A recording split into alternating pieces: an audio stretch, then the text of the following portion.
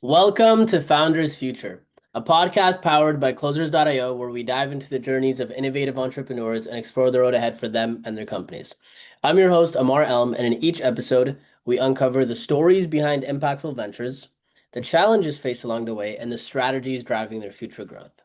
Today, we are absolutely thrilled to have Ben Hankinson, the founder and principal consultant of Unity Solutions, a consulting firm specializing in manufacturing leadership and operations.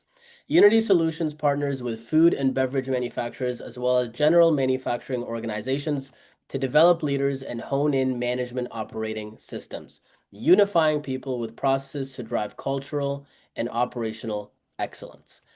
Ben brings a wealth of experience to the table, having managed operations at one of the world's largest liquid egg manufacturing plants and served as a military leader. Ben, welcome to Founders Future. Yeah, how are you? I'm doing fantastic. How about yourself? Doing good. It's nice here in Minnesota. I don't know, where are you located? I'm in Canada. Okay. Yeah, I'm excited to dive in. I always like to start from the beginning. Take us back to before you started Unity Solutions. What were you doing at that time? And then what was the motivation behind starting the company? Yeah, sure. So I was with a company in Post Holdings. Post Holdings owns a number of companies. So I started there as actually just a microbiologist in their microlab. I went to school for that prior to being in the military. And we did a lot of good work there with them. And eventually I became a quality manager. I was a quality manager for a while. I really enjoyed the leadership aspect and the process improvement aspect of my job. As a manager, your job is always kind of continuous improvement and improving your department and the business as well. And I just saw a lot of things that I was really inherently just excelled at. The leadership and identifying leadership traits. Process improvement was one of those things. And I just had a really strong passion for that. And my wife and I made the decision to start the company about a year and a half ago. And the name, for instance, was a domain name that was available. And we thought it really jived with my leadership approach, which is really just unifying organizations and trying to really focus on solutions rather than, for instance, like finger pointing.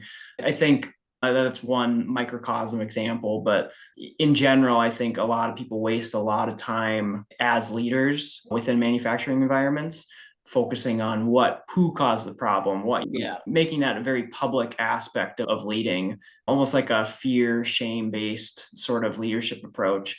And Yeah. I saw that a lot in the military.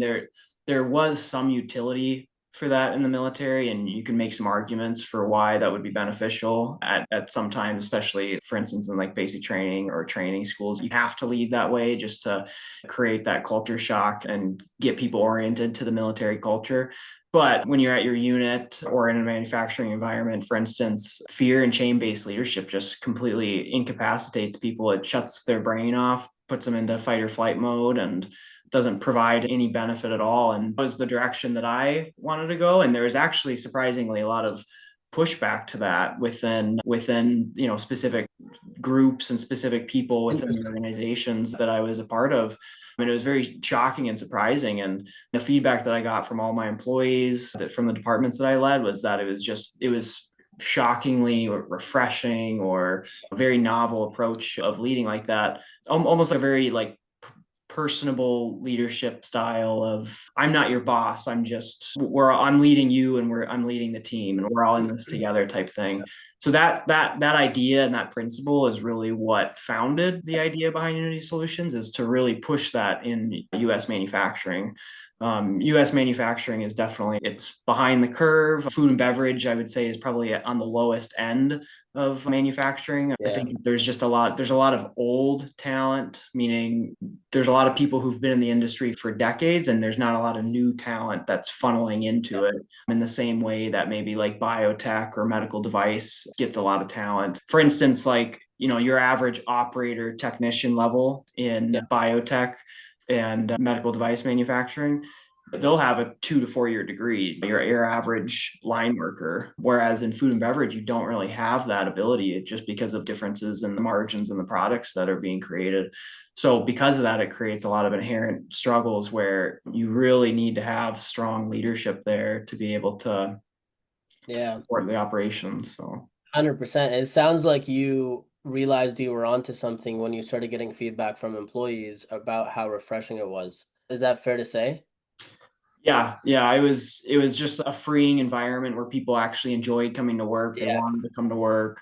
And that's what I tried to project to my employees. And Yeah. that's how I consult and that's how I deliver leadership training is Yeah. to foster an environment like that.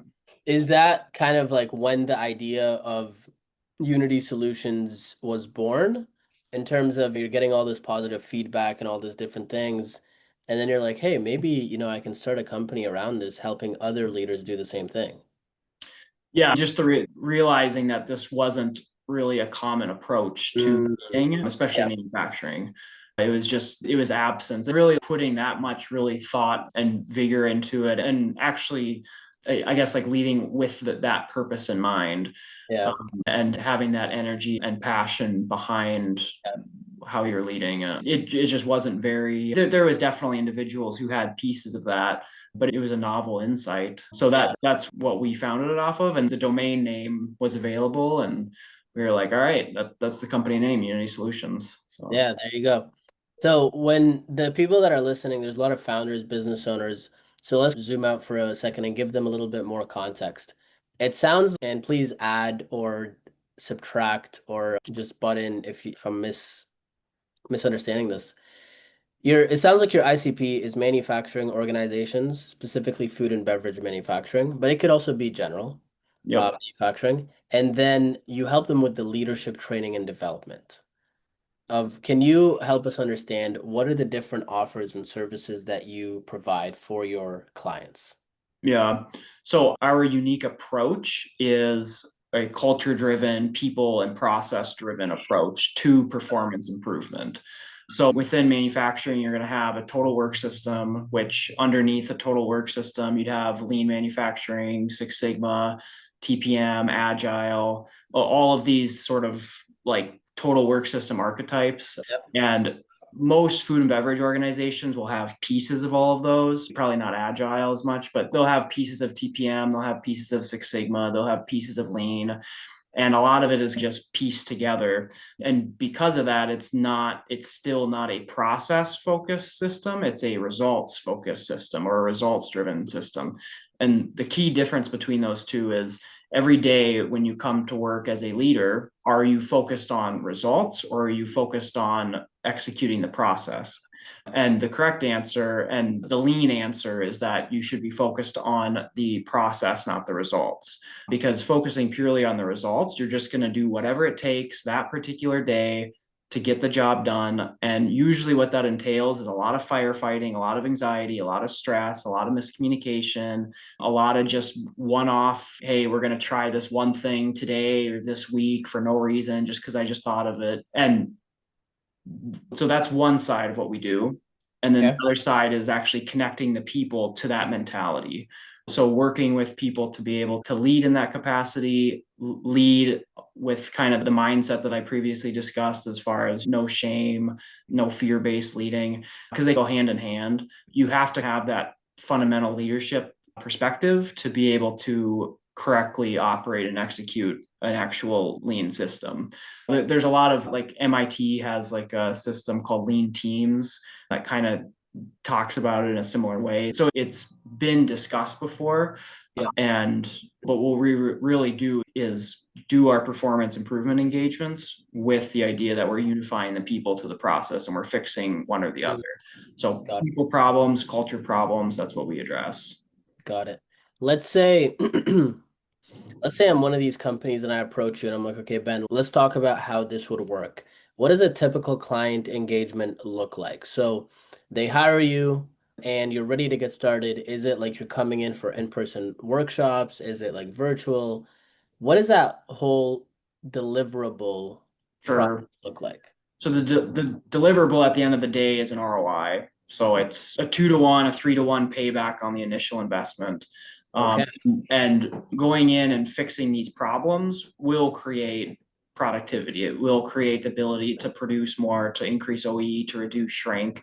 And it's counterintuitive until you really think about it and realize that 90% of problems within manufacturing are people and process related. And all of those issues are the issues that reduce your ability to produce. So to answer your question, we have 12 and 18-week programs primarily. Those are our default programs.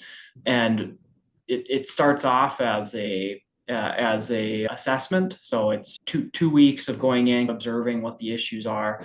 And then we gain buy-in from the leadership group and say, hey, these are the things that we've noticed in these past 2 weeks. And a good example might be they don't have a total work system. There's not communication between systems or processes in different departments.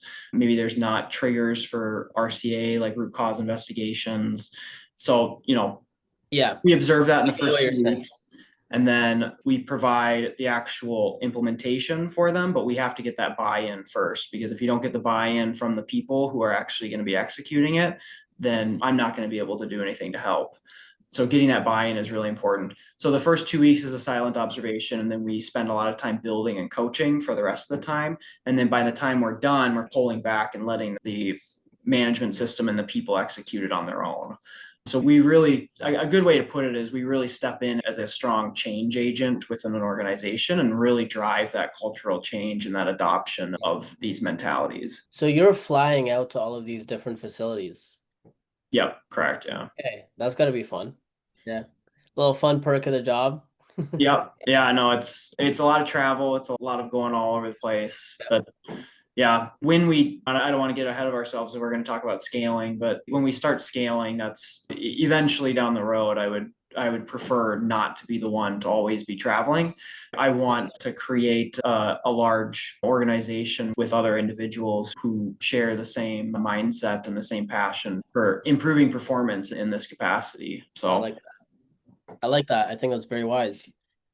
What does your client acquisition system look like? So for you to actually bring in these food and beverage manufacturers or just general manufacturing organizations in general, to get them to even be aware of you and to bring in leads to have some sort of sales call, what is that system to acquire customers? So consulting sales is primarily relationship based. We do marketing, and to go back a little bit, backtrack a little bit, we also have, like you mentioned, we do have a set product that is just a workshop that is purely just a 2-day workshop, and then a 5-day pre-assessment that's actually just free. So that The is workshop separate. or the assessment? The assessment is free. And that's a part of this package of a 2-day leadership workshop. And then we have a similar thing that we call team unification. And that's, for instance, like a quality department or a senior leadership team, getting them to work as one cohesive team. So anyway, to your question, as far as acquisitions of clients, that product, that workshop product, we're able to market and advertise because it is more of a packaged product. And that's something that people will they'll budget for regularly. They'll put $30,000 in a budget or something for training or team activity, team building type activities. But consulting engagements is not really something that people budget for. So that's more of something where you really have to have a relationship with those budget owners and those decision makers within the organizations. And then you have to build that repertoire with them, talk about these problems that are very abstract and complex problems. When you talk about people and process and culture problems, they're very abstract. They're not concrete. It's hard to point to them. It's hard to really fully think about it in terms of an ROI, and it's a little bit indirect. So you have to have that relationship with people to be able to really have these long form kind of discussions to characterize what the ROI is going to be. So a lot of the acquisition process is marketing, but then it's also a lot of just face-to-face networking. So going to like association events. I was at a Midwestern food provider or food producers conference a couple days ago.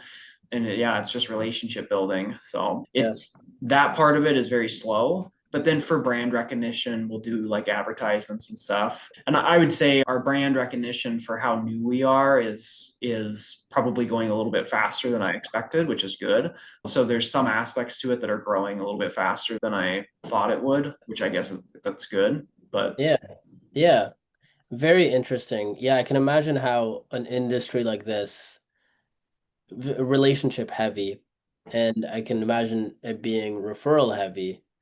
However, I'm curious, like what specifically are you doing aside from the association events to bring in more relationships to really build that base up, right? Because obviously the backbone of any business is consistent lead flow. So Yeah. I'm curious, what specifically are you guys doing to increase that? Yeah, I mean, we have a leads list and we'll go through and just contact those individuals. A lot of them are people that I've known in the industry and that I know. And then it's a lot of, hey, do you know this person? Can you introduce me to this person? You introduce me to this person, reaching out to people and asking them if they want to get coffee or something. Anything you can think of that is building that relationship, that's what I go after. And but then also just building kind of brand authority. So we Yeah. do a lot of like creation of like infographic style things that just breaks down our unique thought process on something. For example, we have this idea of continuous momentum manufacturing, which is a entirely thing that I came up with. But the idea about it is that after you implement a management system or you accomplish something as a manufacturing team, there's kind of this tendency for there to be a lot of energy around that adoption. And then that energy dies off after a while when people realize that, oh, now the excitement of the adoption is over. Now we just have to do this every day and day to day from here Yeah. on out. So creating a culture that kind of rewards the continuous repetition of that new system or whatever is something that we came up with to be able to continue that momentum over time and continue building on that momentum over time as a team. Yeah. So creating graphics like that and just putting that out there to really build that. Do you post that stuff? Say it again. Where do you post that stuff? For right now, we're purely just doing LinkedIn. We have recently started a YouTube channel. The YouTube channel, we haven't put a lot of effort into that yet. We have, I think it's 3 videos that are on there yet. So some of the stuff we're still working on the YouTube side of it, but that will be something more that I put out a lot more, almost like lecture style, just shorts, just describing like short, quick 2 minute, minute and 30-second ideas that people can utilize for free and just get that information for free. Because creating value for free is one way to Sure. generate attention to the brand, is giving something out for free. Yeah, no, for sure. I completely agree. The organic and the value posting is great to build it up over the long term. It takes a while to really start bringing in predictable, because organic is just different, right? It's hard to, especially when there's no sort of outbound mechanism where it's like consistent outbound outreach that's systematized or some sort of paid media that's systematized. Those are really the two strategies that build predictability in a business. I'm curious for you, what does your sales process look like? So once a lead does come in, what are the steps they go through for them to become a client? So first we have to identify and make sure that they're a qualified lead. So we use something called BENT, which is basically, do they have budget, or sorry, BANT, do they have budget? Do they have authority? And by budget, do they actually have the authority to spend the budget? Do they have a need, and is the timing right? So that's what tells us if a lead is qualified. And then once we know if a lead is qualified, then we'll basically do a scope meeting. So we'll just discuss scope. And then at that point, we actually sign an NDA with them and we ask for a number of financials and KPIs, because that gives us the ability to predict what the ROI is going to be based off of those financials and KPIs. And right away, we'll know basically what sort of ROI we're going to produce, and we won't pursue something if it's under a 2-to-1 ratio. And ironically, it's easier to give a higher ROI if the organization is a little bit larger than if they're smaller. It can vary, but depending on how much product they're putting out, you don't need to produce this enormous impact to still produce, 2-to-1, 3-to-1 payback on the initial investment. A 2-to-1 payback, even that's pretty good productivity for a year for an organization. Yeah. So that's the main process. Once we get past that ROI point and we give that to them, if they want to move forward, then we sign contracts and go from there. But that's a funnel that we put people into. And really the biggest step in that is just that qualified lead discussion. Because if it's not a qualified lead, we're not going to really spend the time and the resources as much to go after and pursue these individuals. So the first step is just making sure that they're a qualified lead. And if they are, then we'll immediately start recognizing those pain points with them, having those discussions, and then inviting them to a scope discussion and going from there. So Very interesting. How long typically does the sales process last? if it's working how we would want it to work, it would be about a week. Yeah. But the way that it works, I mean, in manufacturing in general, is you budget for everything, right? You don't just get to just spend money just because you want to spend money in the middle of a fiscal year. So if the money is not allocated, then you have to get extra permission. Then you got to have more people involved. And that can lengthen that process. For instance, right now we have a potential client that's, I wouldn't say it's in limbo, but we're in between scope and ROI discussion. And they're very much waiting on this approval to be able to spend the money. Yeah. And that's just because they do have the ability and the authority to spend it, but it has not been budgeted for. And they want to make some of these changes and they want to get us in there because they have a need for it, but they need to get higher up approval just to spend the money. Yeah.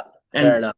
yeah, that's eventually I would like to be big enough to be able to go into an organization. And because when I was an operations manager, that was always something that I thought was such an oddity, which was the amount of scrutiny there is behind spending money for improvement. The amount of money that's spent on nonsensical stuff is very high. And then someone actually has a great idea to actually maybe improve the lives of your employees, improve performance. And it's like a real actionable idea. And all of a sudden, all these barriers and walls come up in front of spending money. Yeah.